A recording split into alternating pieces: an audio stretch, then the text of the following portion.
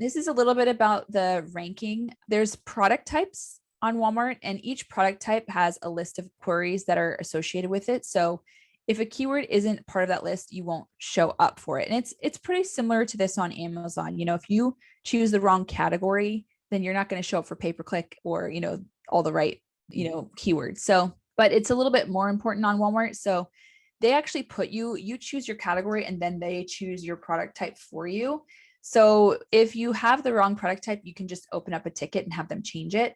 I did have that a few times because it is really important to be in the correct product type. If you're not, you'll just be nowhere. So that's really important for ranking, optimization, and relevancy. So you can rank in the spots 540 to 128 based on your listing quality.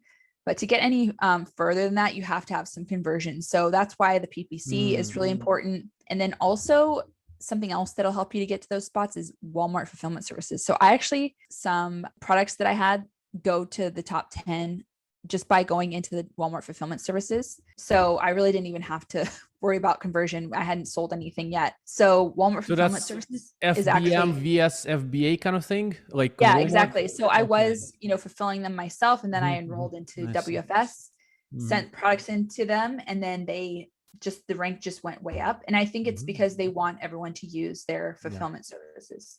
Yeah. So that's a huge part of ranking too, which is something to keep in mind.